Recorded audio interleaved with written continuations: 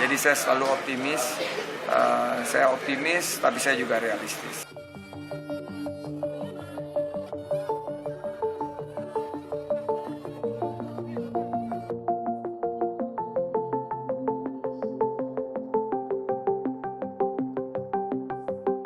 Saya urat pesimis saya itu udah putus beberapa tahun yang lalu. Jadi saya selalu optimis. Saya optimis, tapi saya juga realistis. Saya yakin pilihan itu nanti oleh pimpinan partai politik adalah pilihan yang terbaik untuk NKRI, membangun bersama dengan kekuatan dari persatuan dan kesatuan kita. Secara personal apa juga sering komunikasi secara pribadi dengan Ganjar misalnya? Kita selalu dipertemukan, qadarullah, tidak pernah ada bencana. Saat di Tanah Suci kita bertemu setelah selesai pelaksanaan haji.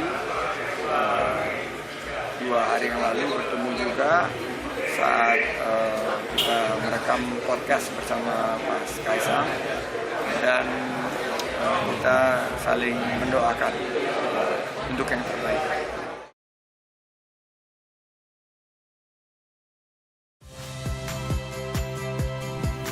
Saya Harjuno Pramendito.